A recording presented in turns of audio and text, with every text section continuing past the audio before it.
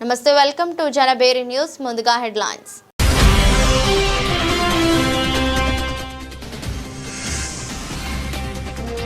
గుడివాడ మండలంలో రైతన్న మీకోసం కార్యక్రమం నిర్వహించిన ఎమ్మెల్యే రాము. అధికారులతో మాట్లాడి రైతాంగ సమస్యలు పరిష్కరించిన ఎమ్మెల్యే.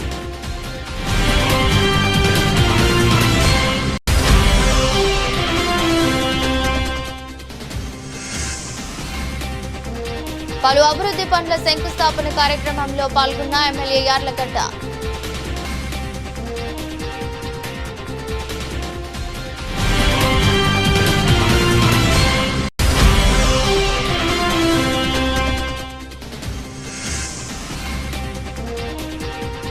డిప్యూటీ సీఎం పదవికి పవన్ అనర్హుడు, కేబినెట్ నుంచి తొలగించాలి సిపిఐ నారాయణ.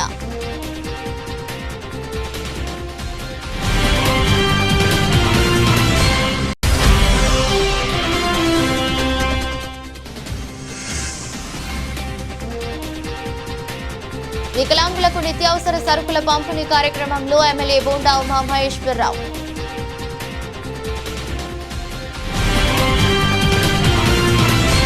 ఈ నెల 26న విశాఖలో రంగానాడు పేరిట భారీ బహిరంగ సభ ఏర్పాటు చేస్తున్నట్లు రాధా రంగా రాయల్ అసోసియేషన్ సభ్యులు తెలిపారు. కార్యక్రమం రాజకీయాలు, కులాలు, మతాలకు అతీతంగా నిర్వహిస్తున్నట్లు పేర్కొన్నారు. కార్యక్రమంలో ప్రజలు పెద్ద ఎత్తున పాల్గొని విజయవంతం చేయాలని కోరారు. వంగవీటి మోహన రంగా వర్ధంతి సందర్భంగా డిసెంబర్ 26న విశాఖలో రంగానాయుడు పేరిట భారీ బహిరంగ సభ ఏర్పాటు చేస్తున్నట్లు రాధా రంగా రాయల్ అసోసియేషన్ ప్రకటించింది. ఈ సభ పోస్టర్ను రంగా కుమార్తె వంగవీటి ఆశా కిరణ్ ఆవిష్కరించారు. కార్యక్రమంలో వంగవీటి శాంతన్ కుమార్, గాదే బాలాజీ, ఆమంచి స్వాములు, సుధాకర్ నాయుడు సహా కాపు సంఘాల నేతలు పాల్గొన్నారు. ఈ సందర్భంగా ఆశా కిరణ్ మాట్లాడుతూ రంగా అభిమానులందరి కోసం నిర్వహిస్తున్న ఈ సభ కులమత రాజకీయాలకు అతీతంగా జరుగుతోందని తెలిపారు. రంగా చెప్పిన చేయి చేయి కలుపు, చేజారదు గెలుపు నాదంతో రంగమిత్ర మండలిని రాష్ట్ర వ్యాప్తంగా బలోపేతం చేస్తామని అన్నారు. తాను ఎటువంటి రాజకీయ నిర్ణయం తీసుకోలేదని, ప్రస్తుతం చారిటబుల్ కార్యక్రమాలపై దృష్టి పెడుతున్నానని స్పష్టం చేశారు. భవిష్యత్తులో ఏ నిర్ణయం వచ్చినా సరైన సమయంలో ప్రకటిస్తానని తెలిపారు. 2019లో ఇదే నోవోటెల్లో ఈ రాధా రంగా రాయల్ అసోసియేషన్ అది ఫామ్ చేయడం జరిగింది. అప్పుడు మీ అందరికీ తెలిసిందే. మళ్ళీ తర్వాత అప్పటి నుంచి కూడా రంగా గారి కార్యక్రమం వర్ధంతి రోజున చేయడం మాకు రాధా రంగా రాయల్ అసోసియేషన్కి ఒక ఆనవాయితీగా ఉంది. అదేవిధంగా 2023లో కాపునాడు అని చెప్పి ఒక సభ పెట్టడం జరిగింది. మీ అందరి ఆశీస్సులతో విజయవంతమైంది. అలాగే ఈ డిసెంబర్ 26 తారీఖున విశాఖపట్నంలో రంగా నాడు అనే బహిరంగ సభ పెట్టడం జరుగుతుంది. ఇది ఏంటంటే రంగా గారు అనే ఆయన అన్ని పొలిటికల్ పార్టీస్కి ఎవరు స్వచ్ఛందంగా వాళ్ళు ఆయన ఒక కులానికి ఆపాదిస్తున్నారు. సో ఆయన బడుగు బలహీన వర్గాల ఆశాజ్యోతి. సో అంటే ఈ రంగానాడికి కంప్లీట్గా ఎంబీసీ 53 అయితే కులాలు అయితే ఉన్నాయో, ఒక ఎస్సీ, ఎస్టీ, అన్ని ఒక మైనార్టీ అన్ని సంఘాలు కూడా యావత్ రంగానాడు కార్యక్రమానికి మద్దతు తెలపడం జరిగింది. అదేవిధంగా మాకు ఈ రోజున మీ ఇంటి ఆడబడిచైన వంగవీటి ఆశాకిరణ్ గారు ఈరోజు రావడం, అదేవిధంగా శంతన్నయ్య గారు ఈరోజు రావడం, రెండో దిన శుభసూచకంగా అక్క చేత పోస్టర్ ఓపెన్ చేయించడం అనేది మా రాధా రంగా రాయల్ అసోసియేషన్కి నిజంగా చాలా గర్వంగా మేము చెప్పుకుంటున్నాం.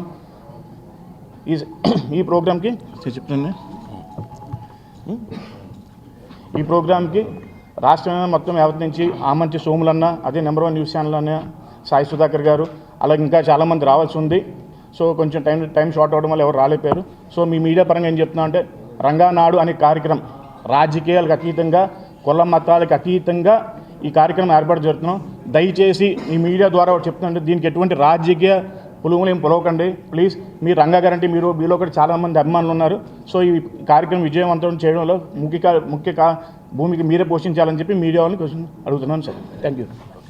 రంగా ఈరోజు చాలా సంతోషకరమైన రోజు ఈరోజు.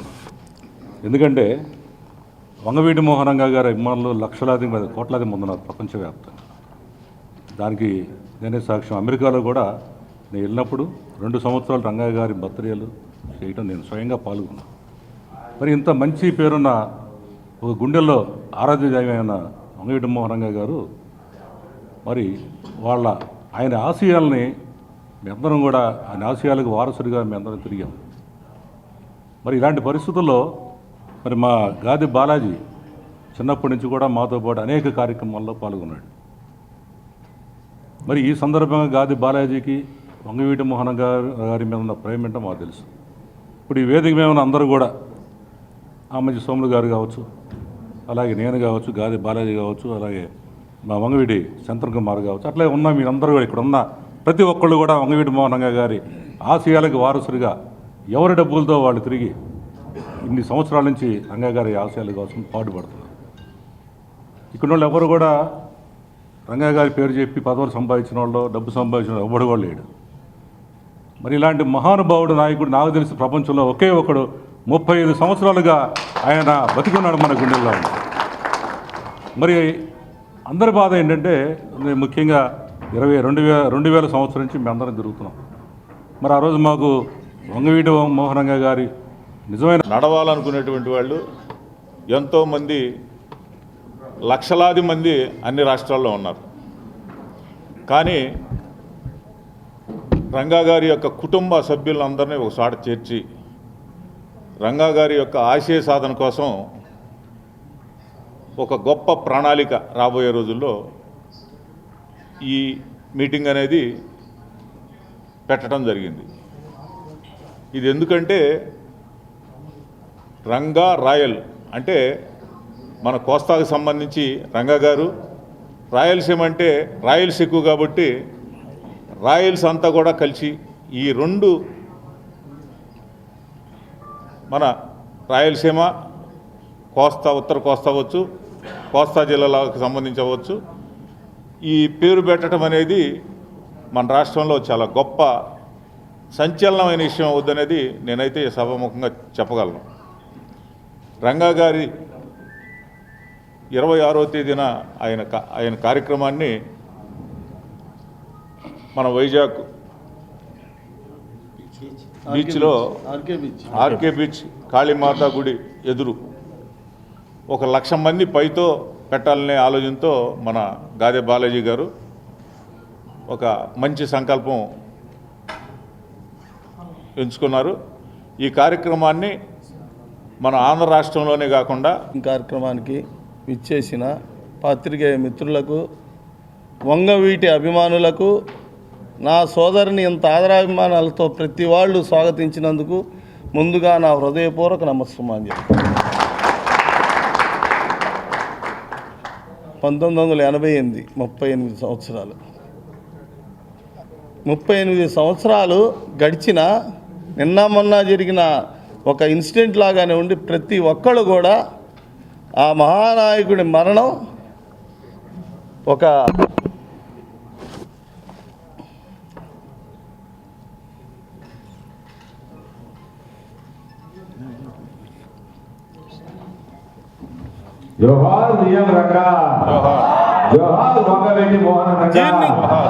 జీర్ణించుకోలేకపోతున్నాం.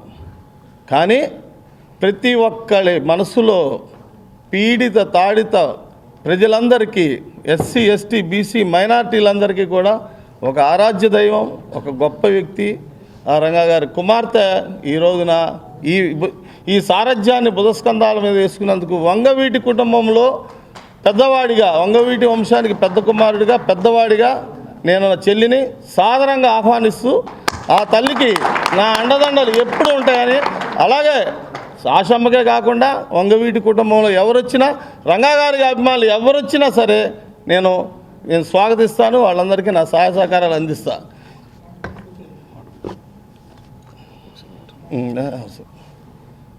ఈ కార్యక్రమాన్ని తన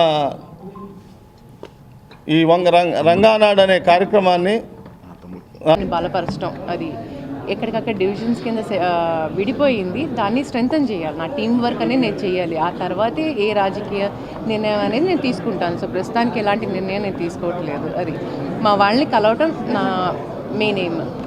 ఈ సభకి రాధా గారు వస్తున్నారు. ఆయనకి ఇన్విటేషన్ ఇచ్చామండి. ఆయనకి ఆల్రెడీ ప్రీఫిక్స్ ప్రోగ్రామ్స్ ఉన్నాయి. అవి కనుక అయిపోతే వస్తానని అన్నారు. సో అది ఆయన వీలు బట్టి ఉంటుంది. అది మేడం, ఏదైతే ఆశయ సాధన అన్నారు, ఆశయ సాధనలో ఏమేమి ఎజెండాగా పెట్టుకున్నారు? ఆశయ సాధనాలంటే వర్గాల కోసం ఆయన ఎప్పుడు నిలబడ్డారు. అది ఆయన ఆశయం. చెప్పండి. వాళ్ళ కోసం నిలబడ్డారు. సో ఆయన ఆశయం ఏంటి అంటే పేద బడుగు బలహీన వర్గాల కోసం ఏదైతే నిలబడి వాళ్ళ కోసం పోరాటం చేసి ఎన్నో ఉద్యమాలు చేపట్టారు ఆయన. నేను కూడా ఆయన బాటలోనే నడవాలని నేను అనుకుంటున్నాను. సో హ్యుమానిటేరియన్గా ఒక సోషల్ కాజ్గా నేను వచ్చాను.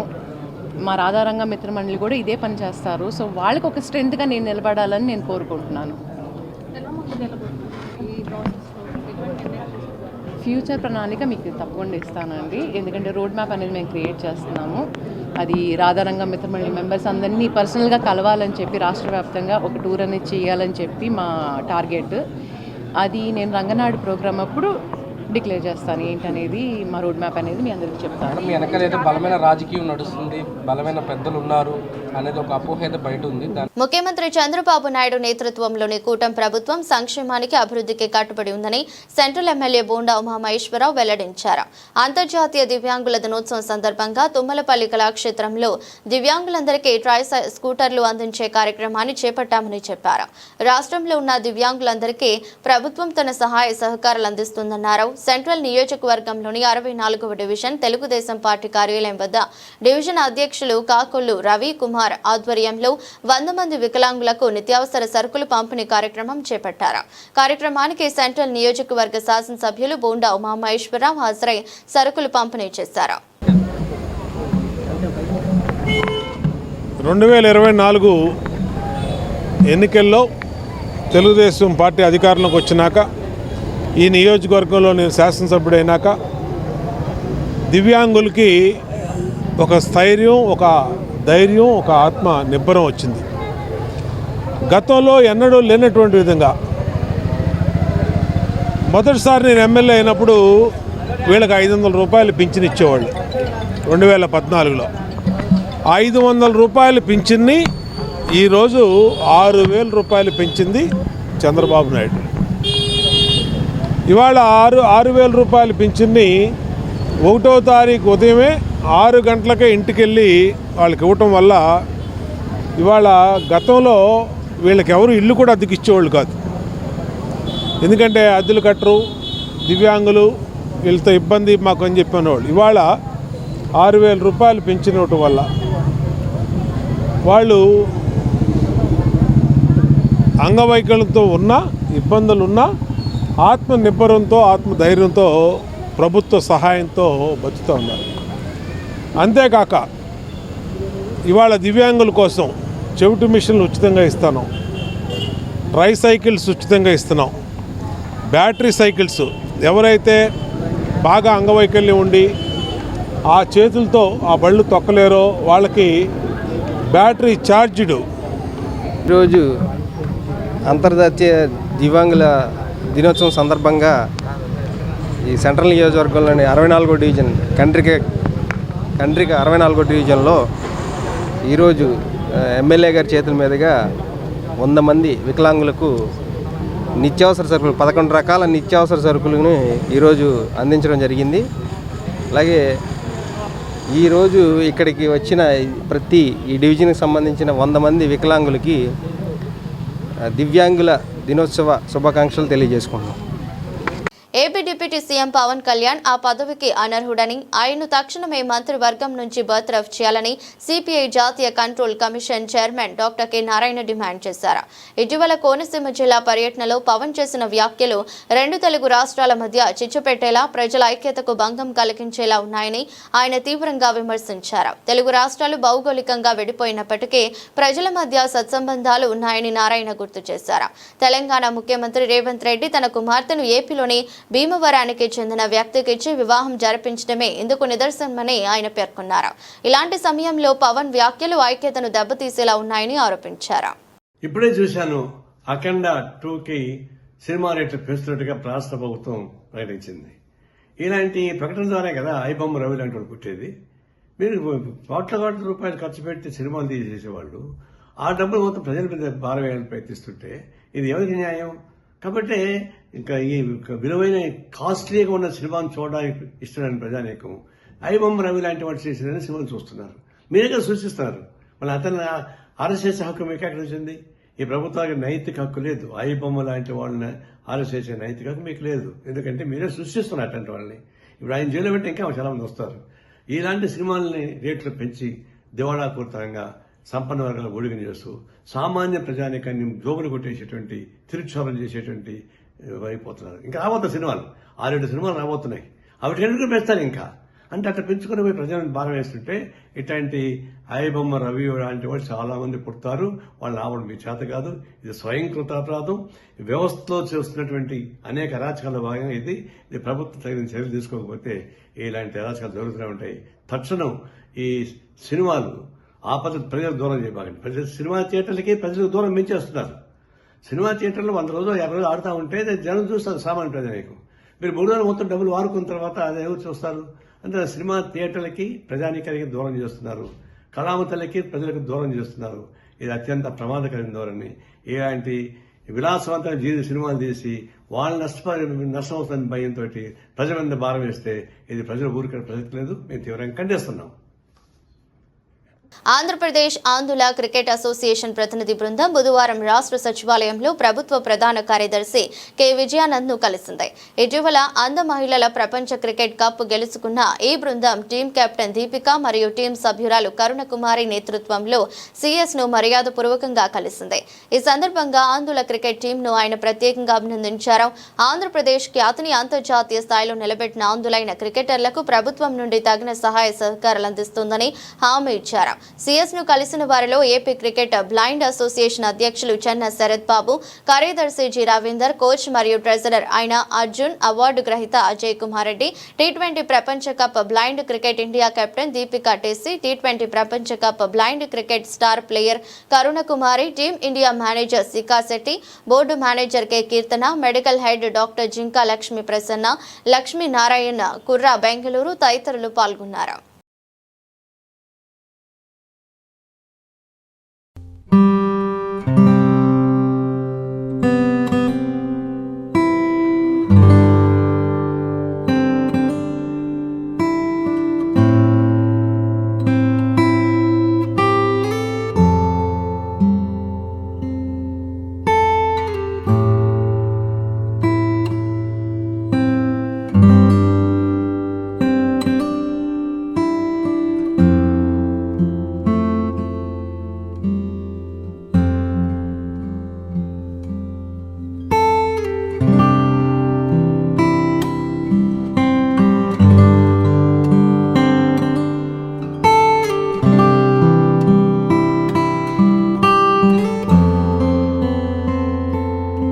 గన్నవరం నియోజకవర్గంలో గత కొన్నేళ్లుగా వెల్లునుకున్న అరాచకాలకు ప్రైవేట్ పంచాయతీలకు చరమగీతం పాడి గన్నవరం ప్రజలు అభివృద్ధికి పట్టం కట్టారని గన్నవరం ఎమ్మెల్యే యార్లగడ్డ వెంకట్రావు స్పష్టం చేశారు. ప్రజల ఆకాంక్షల మేరకు గన్నవరాన్ని అభివృద్ధి చేస్తానని భరోసా ఇచ్చారు. నియోజకవర్గంలో 15,000 ఉద్యోగాలు కల్పన లక్ష్యంగా పనిచేస్తున్నానని చెప్పారు. విజయవాడ రూరల్ మండలం అంబాపురం గ్రామంలో బుధవారం పలు అభివృద్ధి పనుల శంకుస్థాపన కార్యక్రమంలో ఎమ్మెల్యే యార్లగడ్డ పాల్గొన్నారు. 78 లక్షల డిఎంఎఫ్టి నిధులతో 1.28 లక్షల లీటర్ల సామర్థ్యం గల వాటర్ ట్యాంక్ నిర్మాణానికి 6 లక్షలు గ్రామ పంచాయతీ నిధులు, 6 లక్షల మండల పరిషత్ నిధులతో చేపట్టిన క్రికెట్ బాక్స్ నిర్మాణానికి 20.60 లక్షల మండల పరిషత్ నిధులతో చేపట్టిన 5 సిమెంట్ రోడ్లకు భూమి పూజ చేశారు. ఈ సందర్భంగా జరిగిన సభలో యార్లగడ్డ మాట్లాడుతూ గన్నవరంలో అరాచక పాలన అంతమై అభివృద్ధి పాలన సాగుతుందని తెలిపారు. కార్యక్రమంలో ఏఎంసీ చైర్మన్ గూడవల్లి నరసింహారావు, మండల టీడీపీ అధ్యక్షులు గొడ్డల్ల చిన్నరామారావు, గ్రామ సర్పంచ్ గండికోట సీతయ్య పాల్గొన్నారు.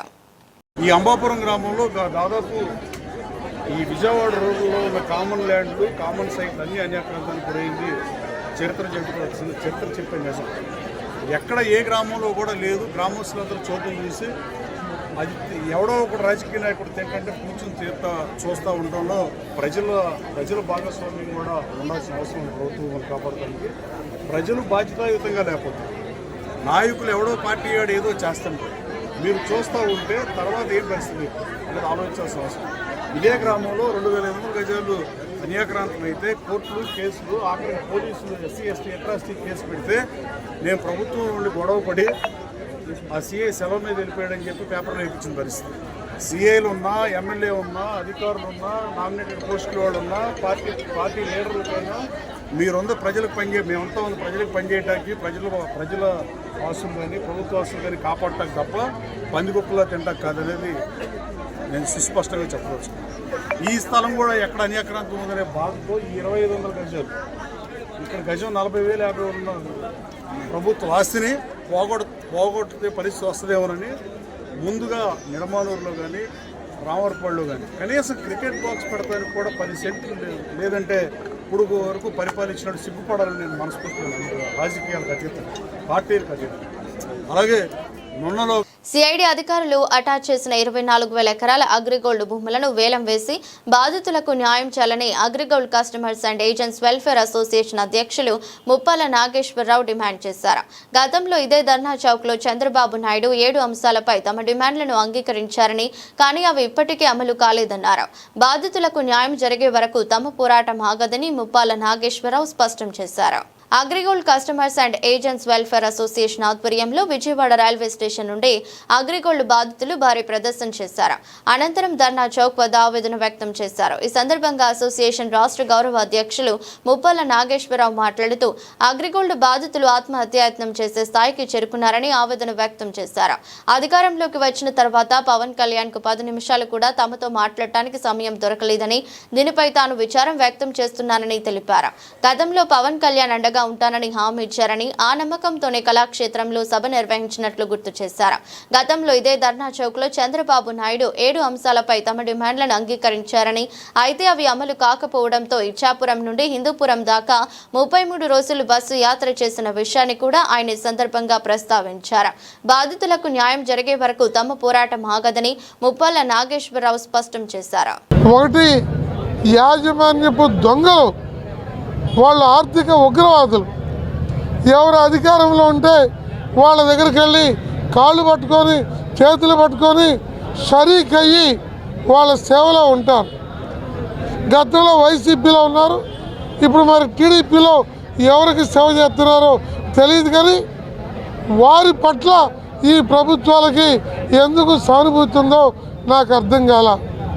1000 కోట్లు అగ్రిగోల్డ్కి సంబంధించిన థర్మల్ ప్లాంట్కి సంబంధించి 10,169 ఎకరాలు ఆక్షన్లో అమ్మితే 18 కోట్లు కట్టడానికి కంపెనీ సిద్ధపడలేదు, గవర్నమెంట్ సిద్ధపడలేదు. ఇవాళ 10,169 కోట్లు వేరే వాళ్ళు పాడుకున్నారు. అది కూడా అగ్రిగోల్డ్ కంపెనీ కుయుక్తులతో వాళ్ళతో కొల్లుడయ్యి ఆ భూమి అమ్ముకుంటుంటే చూస్తూ ఉన్నారు. ప్రభుత్వాన్ని చిత్తశుద్ధి ఉండాలి. చంద్రబాబు నాయుడు గారు ఆడేడో మన కందుకూరు ప్రాంతంలో 2 స్నేహితుల మధ్య గొడవయ్యి వాళ్ళు ఒకళ్ళు కారు పెట్టి గుర్తి చంపితే క్షణాల్లో 3 మంత్రుల్ని ముఖ్యమంత్రి గారు అడిగి పంపించారు. ప్రత్యేక కోర్టు వేయించారు, సిట్ వేయించారు. మరి అగ్రిగోల్డ్ బాధితులకి సిఐడి డిపార్ట్మెంట్ అంతా ఖాళీగా కనపడుతుంది. గతంతో 1,000 మంది డీజీలు, ఎస్పీలు ఉండేవాళ్ళు. ఇవాళ ఉన్న వాళ్ళందరినీ ఆ సిట్టు ఈ సిట్టు పేరుతో తీసుకెళ్తున్నారు. కానీ ఆక్షన్కి ఇంకా ప్రిపేర్ చేయాల. ప్రత్యేక కోర్టు వేస్తామని ముఖ్యమంత్రి గారు అంగీకరించి కోర్టుకు రాశారు. దానికి 2-3 కోట్లు బడ్జెట్ ఇవ్వడానికి మరి ఫైనాన్స్ మంత్రి గారికి చేతులు రావట్లా, పయ్యావుల కేశవ్ గారికి. అది రాకపోతే అగ్రిగోల్డ్ డబ్బు 60 కోట్లు కోర్టులో ఉంది. కోర్టు ఆ డబ్బు వాడుకోవడానికి అనుమతి ఉంది. దాన్ని వాడుకోనైనా సరే యుద్ధ ప్రతిపైన కోర్టు వేయాలి. మా బాధితులతోటి ప్రత్యేక మీటింగ్ ముఖ్యమంత్రి గారిని పెట్టమని అడుగుతున్నాం. అలా పెట్టకపోతే చనిపోయే ప్రతి చౌకి గత ప్రభుత్వాలు ఎలా ఉన్నాయో వైసీపీ అయితే మాకు 6 మాసాల్లో పూర్తి న్యాయం చేస్తాం. అలాగే మన మాసం రోజుల్లో పేదలందరికీ 20,000 రూపాయలకి డబ్బులు ఇస్తాం. చచ్చిపోయిన వాళ్ళకి చంద్రబాబు 5 లక్షలు ఇచ్చాడు, నేను 10 లక్షలు ఇస్తానని చెప్పాడు. అది చేయలేదు. వీళ్ళ ఉసురు కొట్టుకొని ఆయన గాలికి పోయాడు. వీరు కూడా ఒకసారి పోయారు. ఇప్పుడు అది చేయకపోతే చాలామంది మరణాలకి మరలా కంపెనీ ఒకవైపు వీళ్ళు ఒకవైపు కారణమవుతారు. కంపెనీ వాళ్ళందరూ కూడా మళ్ళీ అరెస్ట్ చేయమని మేము డిమాండ్ చేస్తున్నాం.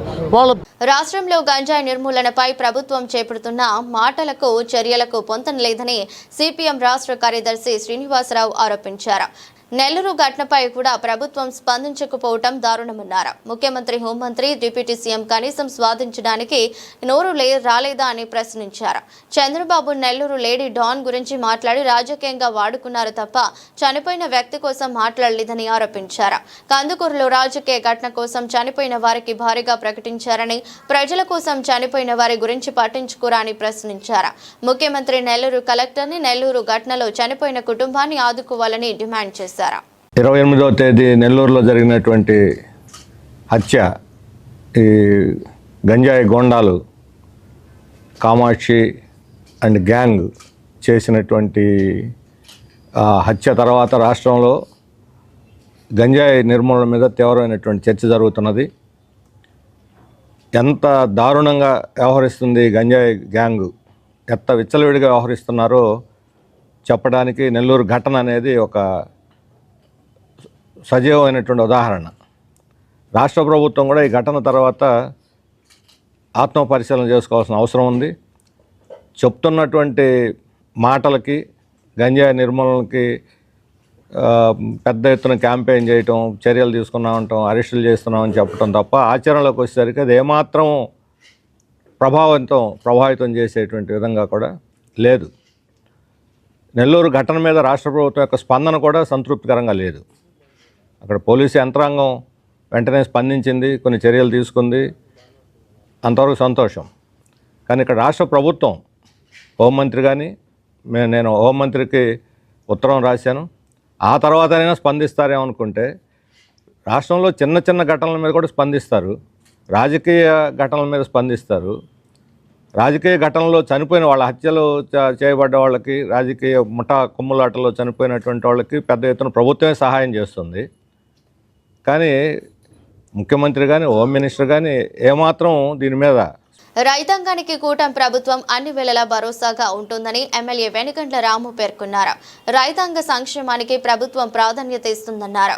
గుడివాడ రూరల్ మండలం మోటూరు పరిసర గ్రామాల్లో రైతన్న మీకోసం కార్యక్రమాన్ని కూటమి నేతలతో కలిసి గుడివాడ ఎమ్మెల్యే వెనుగండ్ల రాము బుధవారం ఉదయం నిర్వహించారు. మోటూరు గ్రామ రైతు సేవా కేంద్రంలో నిర్వహించిన సమావేశంలో రైతుల శ్రేయస్సు కోసం సీఎం చంద్రబాబు ప్రవేశపెట్టిన పంచసూత్రాల వల్ల కలిగే ప్రయోజనాలను వివరించారు.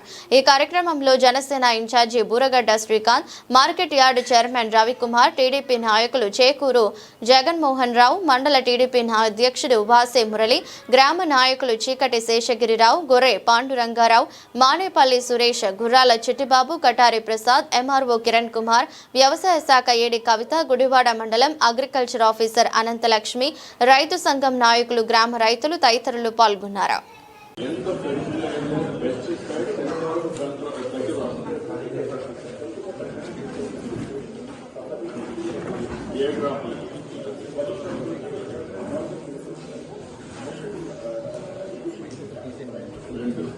నేచురల్ ఫార్మింగ్ లో వచ్చింది కూడా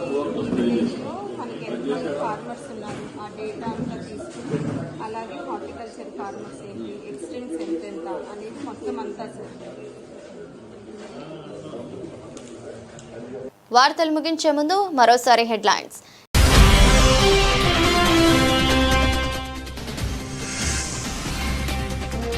గుడివాడ మండలంలో రైతన్న మీకోసం కార్యక్రమం నిర్వహించిన ఎమ్మెల్యే రాము, అధికారులతో మాట్లాడి రైతాంగ సమస్యలు పరిష్కరించిన ఎమ్మెల్యే.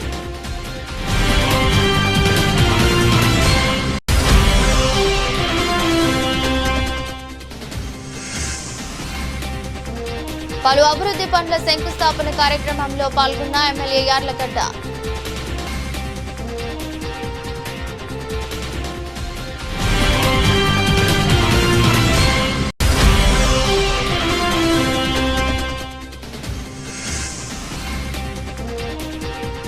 డిప్యూటీ సీఎం పదవికి పవన్ అనర్హుడు, కేబినెట్ నుంచి తొలగించాలి సిపిఐ నారాయణ.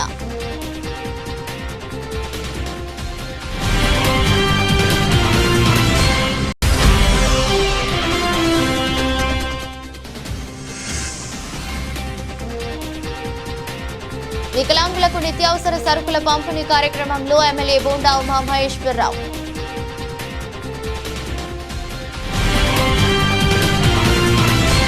ఇదరస్ట్ బులెటిన్ మరో బులెటిన్లో మళ్ళీ కలుద్దాం. అంతవరకు సెలవు. నమస్కారం.